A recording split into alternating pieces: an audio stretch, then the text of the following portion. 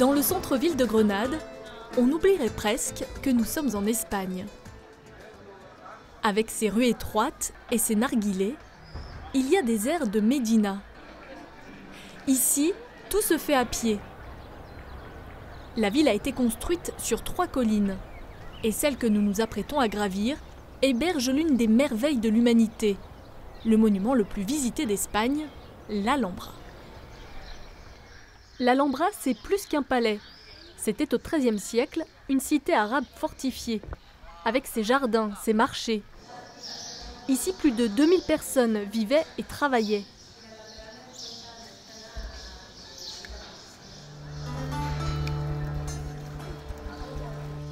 Fraîchement restaurée, la cour des Lions doit son nom à la fontaine qui trône au centre du patio. C'est un peu l'image la plus emblématique. Ici, c'était la zone réservée au sultan et à sa famille. Elle a été construite vers la fin de l'Espagne musulmane, au moment où il y avait une vraie fusion culturelle entre musulmans et chrétiens. En face de l'Alhambra se dresse le quartier de l'Albaïcine, lui aussi de style arabe. Lola vit ici depuis 40 ans et elle en connaît chaque patio. Auparavant, c'était un verger. On y plantait des légumes qu'on mangeait. Il faut se perdre dans l'Albaïcine avant de rejoindre le mirador San Nicolás. C'est le meilleur point de vue sur l'Alhambra, surtout au moment du coucher de soleil.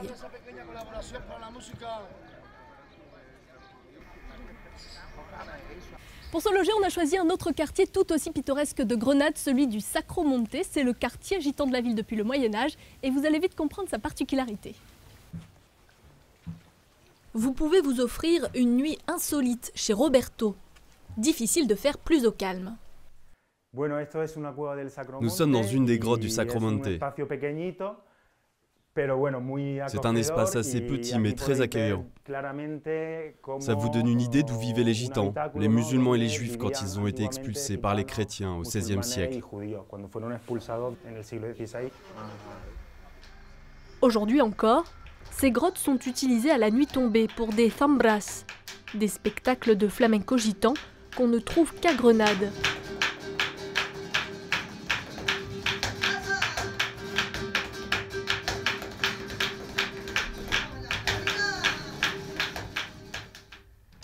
Pour notre premier bon plan, nous avons rendez-vous dans la boutique de Daniel. Daniel ne fait pas que vendre des guitares, il les fabrique également. Je suis en train de faire une guitare espagnole. Je m'apprête à coller le manche qui tiendra les cordes. Un travail de haute précision qui va durer 3 mois. Chaque guitare est vendue entre 3 500 et 12 000 euros. L'école de Grenade remonte à 1430. Aujourd'hui, nous sommes toujours une trentaine de luthiers dans la région à représenter ce mouvement, cette école. Autre bon plan, gastronomique cette fois. La bonne surprise à Grenade, c'est que pour chaque verre commandé, on vous sert de quoi l'accompagner. Voilà de la saucisse avec une sauce à la bière et une omelette de jambon fromage. C'est une tradition qui remonte au XVIIe siècle, quand un roi français est venu en Andalousie et qu'il a demandé du vin. On a recouvert son verre d'une tranche de jambon pour qu'aucun insecte ne tombe dedans. Et à partir de ce moment-là, on a pris l'habitude de servir chaque boisson avec des tapas. Pour terminer le séjour en beauté, on vous propose une dernière plongée dans l'ambiance de l'Espagne mauresque. Ce hammam a été construit sur les ruines d'un ancien bain public. Il y en avait plusieurs centaines à l'époque d'Al-Andalus. Les bains publics étaient formés de plusieurs salles. Une salle froide, une salle tiède et une salle chaude. Ces bains étaient à la fois un lieu de rencontre, mais aussi d'hygiène avant de prier.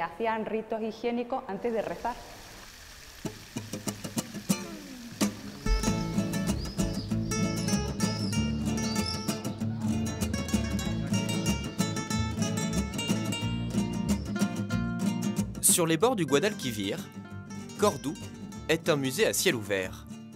Un voyage dans le temps, chaque monument, chaque quartier a sa propre histoire. Direction, le centre historique de la ville.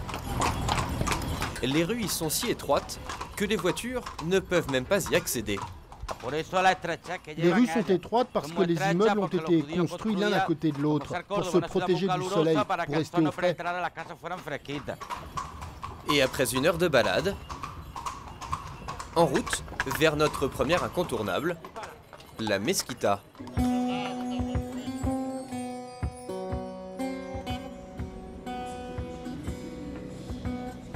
Avec sa salle de prière de 200 mètres de long et aux 850 colonnes de marbre, c'était l'une des plus grandes mosquées du monde.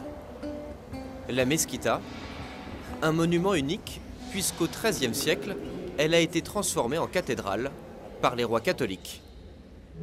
C'est vraiment le monument le plus impressionnant d'Espagne. Je n'ai jamais vu une mosquée pareille.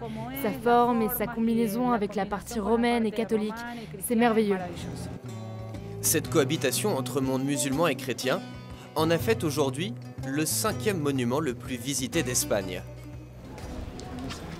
À quelques mètres de là, sur les remparts de la ville, une vue imprenable sur les jardins de l'Alcazar.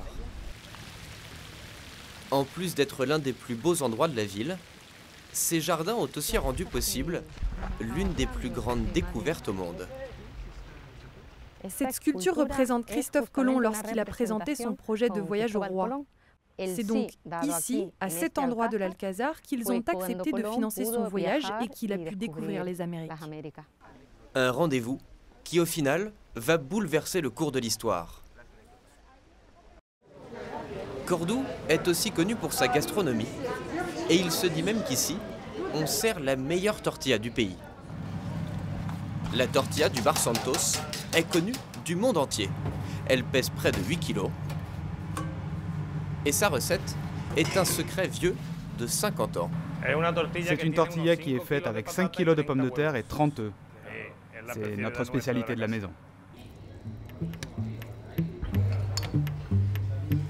Passé 16 heures, les Andalous sont bien connus pour faire la sieste. Nous décidons d'en faire autant. C'est l'heure de rejoindre notre hôtel.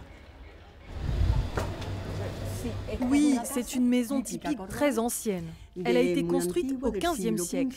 Et je suis très attachée à mon hôtel. Par exemple, j'arrose tous les jours les plantes pour ne pas qu'elles fanent. Son patio, comme plusieurs centaines d'autres à Cordoue, est d'ailleurs inscrit au patrimoine mondial de l'UNESCO. Dans les chambres, lits à baldaquin et volets en bois. Tout ici est d'époque. Seul le Wi-Fi nous rappelle que nous sommes bien au XXIe siècle. Bonjour Carlos. Bonjour. Alors expliquez-moi, comment vous travaillez le cuir ici à Cordoue? Pour faire un vrai cordobais, il faut d'abord humidifier la peau avec un peu d'eau. Ensuite, il faut exercer une pression sur le cuir pour lui donner du relief. Et enfin, mettre de la pâte à modeler pour conserver la forme donnée au cuir. Ils ne sont plus qu'une dizaine de cordonniers à encore avoir la patience de sculpter le cuir de cette façon. Chaque pièce est donc unique et nécessite entre 5 et 10 heures de travail. Nous laissons donc Carlos se concentrer pour aller découvrir le hammam le plus ancien de la ville. Ambiance 1001 nuits, garantie. Là, nous arrivons dans la salle principale. Cordoue était la capitale de l'Espagne musulmane. Il y avait plus de 600 bains dans la ville. C'était le point de rencontre et d'échange des habitants à l'époque. Il se dit même qu'une heure passée dans ces bains équivaut à une nuit de sommeil complète. C'est donc en pleine forme que nous arrivons aux écuries royales. Chaque soir, les plus grands cavaliers de la région viennent y danser le flamenco.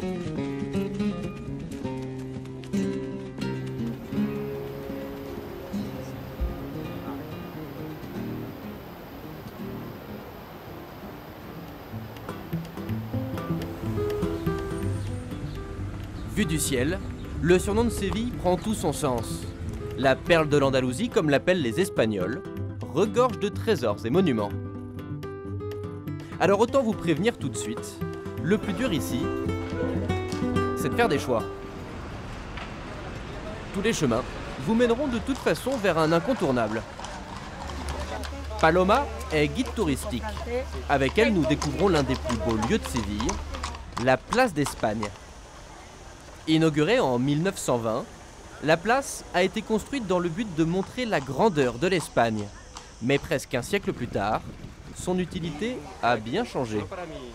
Ay, Charles, ¿sabes lo que se grabó aquí? No. Pues se grabó escenas de la guerra de los clones de Star Wars. Aquí, justo aquí estuvo R2D2 y la princesa.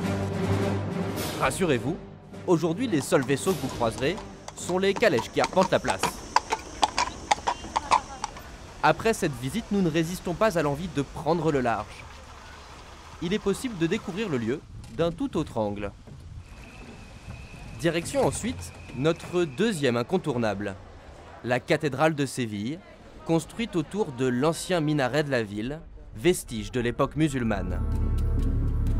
C'est la plus grande de style gothique au monde. À l'intérieur, le spectacle est impressionnant. Un mélange entre culture mauresque et catholique. Son immense retable recouvert d'or et ses sculptures vieilles du XVe siècle en font aujourd'hui l'un des monuments les plus visités d'Espagne. Pour dormir, nous avons choisi l'hôtel le plus étonnant de la ville. Il s'agit en fait d'une ville dans la ville. À l'intérieur, il y a même encore le nom des anciennes rues de Séville. Pour créer notre hôtel, nous avons acheté d'anciennes demeures qui peuvent être reliées à la maison de départ. Aujourd'hui, 27 maisons sont connectées entre elles. De quoi donner à l'hôtel des airs de labyrinthe, dans lequel retrouver sa chambre relève presque de l'impossible. Alors, la réception a tout prévu pour ses clients. Alors, nous avons un plan de l'hôtel que nous donnons à l'arrivée du client. Dans ce plan sont numérotées les 27 maisons. Vous serez même dans une chambre unique, puisqu'aucune n'a la même décoration. Avant que la nuit tombe, il est un endroit qu'il faut absolument voir. La Setas de Sevilla, en français, les champignons de Séville. D'ici, on peut voir tous les monuments de la ville. Ce que je disais à l'instant à ma famille, c'est que c'est vraiment une vue impressionnante, à 360 degrés. Une fois le soleil couché, le lieu change d'ambiance. Dans le bar situé au sommet, habitants et touristes profitent du décor autour d'un verre offert avec l'achat du ticket. Pour le petit déjeuner, nous décidons de goûter à la spécialité de Séville, la torta de aceite. Cette sorte de biscotte peut se manger nature ou accompagnée. La recette date d'il y a 100 ans. C'est un peu la Madeleine de Proust sévillane. Elle a un goût d'enfance et de nostalgie. Elle nous rappelle notre grand-mère, notre maison familiale. La boutique en propose des sucrés, des salés, bref, pour tous les goûts. Nous en prenons une de chaque. Impensable de quitter Séville sans écouter un peu de flamenco. Pour cela, il suffit de traverser le Guadalquivir et d'arriver à Triana, le quartier gitan, où se trouvent les meilleures écoles de flamenco. Les gens qui passent par la rue entendent la musique et sont curieux de voir ce qu'il y a. C'est ça le flamenco. On accueille toujours les visiteurs pour partager. Un spectacle entraînant qui nécessite tout de même des années d'expérience.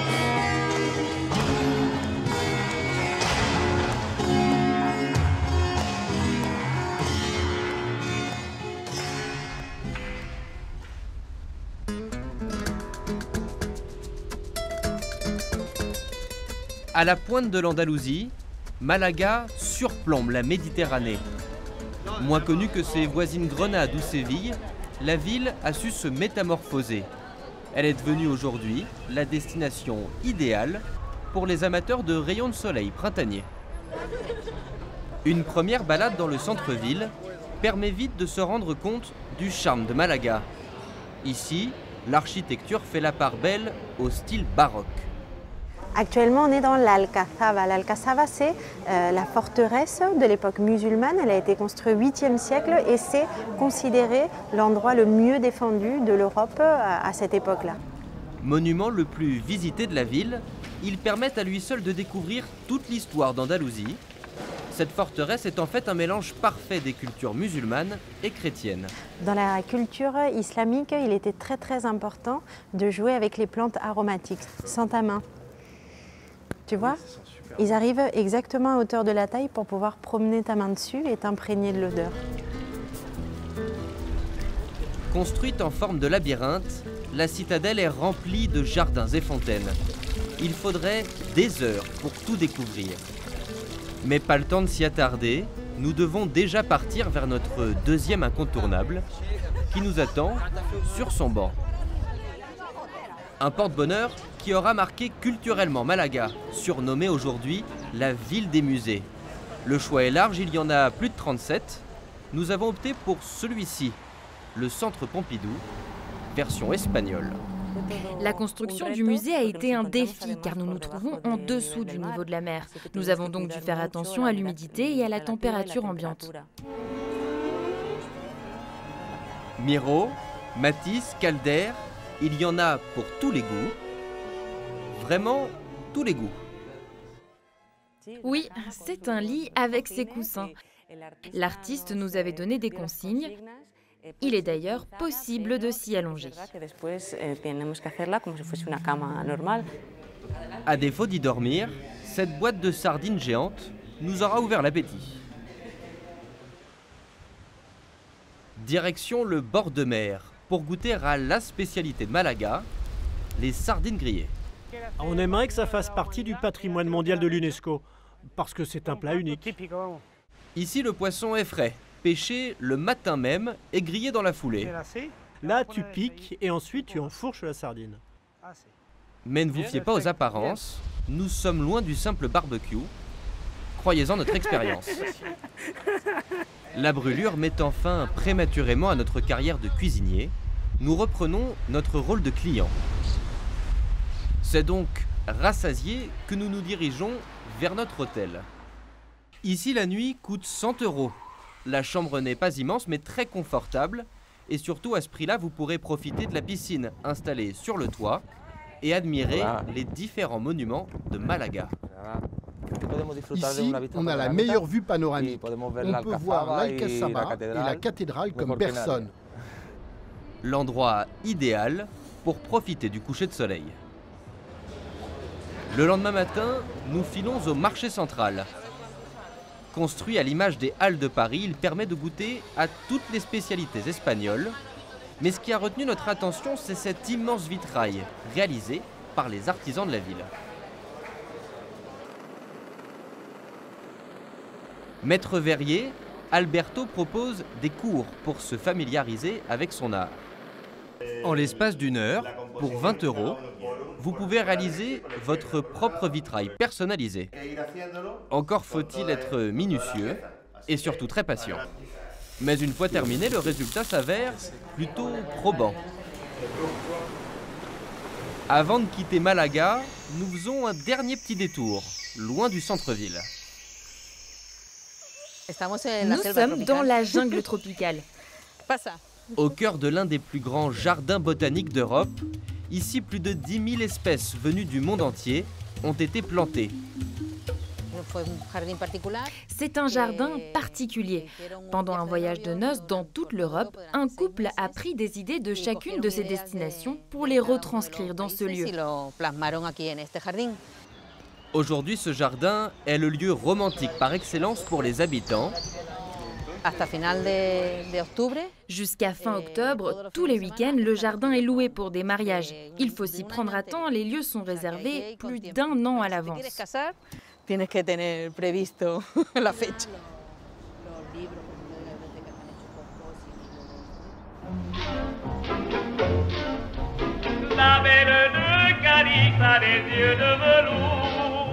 Hier comme aujourd'hui, Cadix a toujours su séduire les visiteurs.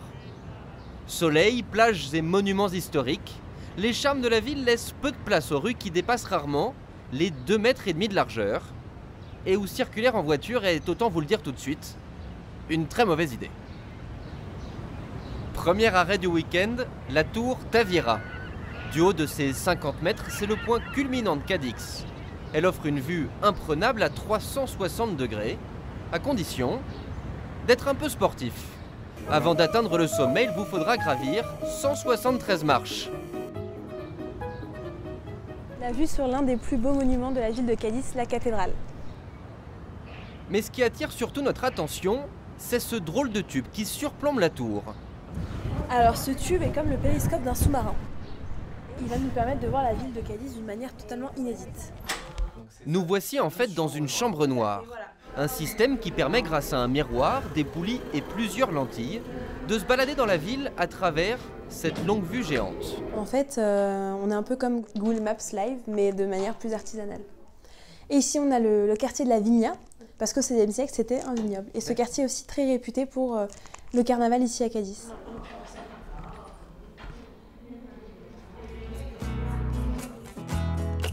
Cadix est une presqu'île qui s'ouvre sur l'Atlantique. Au sud, 8 km de plage entourent la ville. Bienvenue à Cadix, ou comme nous disons ici, la Petite Havane. Un surnom qui s'explique par les similitudes entre les deux villes. Bâtisses colorées, plages de sable fin, l'illusion est à certains endroits parfaite. La preuve en images. Là, sur cette photo, on voit l'endroit où a été tourné le film de 007.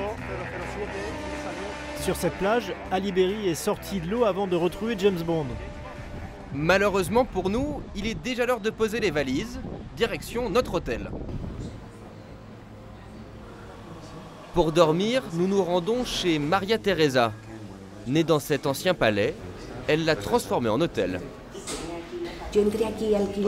Au début, ma famille louait un appartement au 3e étage.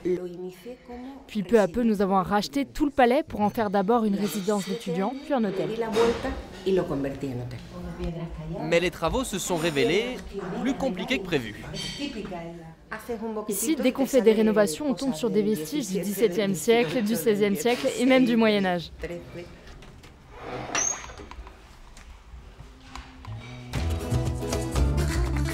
Une fois reposé, il est temps de profiter d'une spécialité qui a fait la réputation de la ville, sa vie nocturne.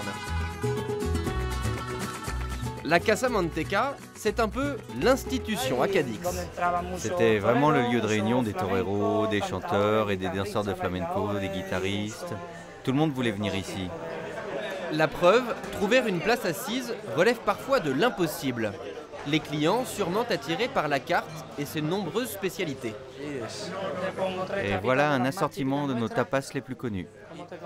Le plat typique, le voici, du thon séché, servi comme du jambon.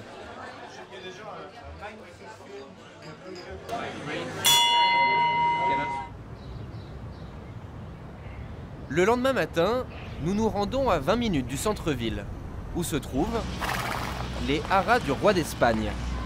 Ici sont formés les meilleurs cavaliers comme Ignacio, ancien champion olympique. Tu peux t'approcher, n'aie pas peur. C'est un cheval jeune, il a 5 ans et on est en train de le dresser. Il est très docile. Regarde, je peux tourner autour de toi au trot, comme ça, et sans problème. Il a vraiment un très bon caractère. Et ce n'était qu'un aperçu. 2 fois par semaine, vous pouvez admirer le résultat de ce savoir-faire centenaire.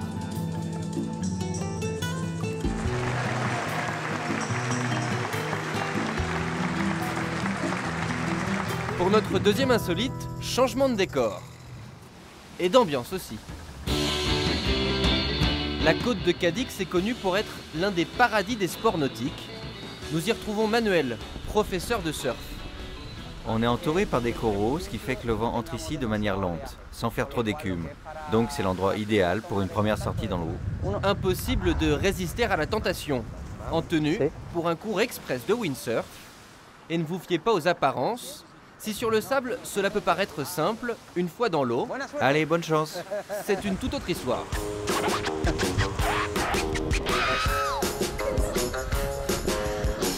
Après avoir bu la tasse plusieurs fois, le 6e essai sera enfin le bon.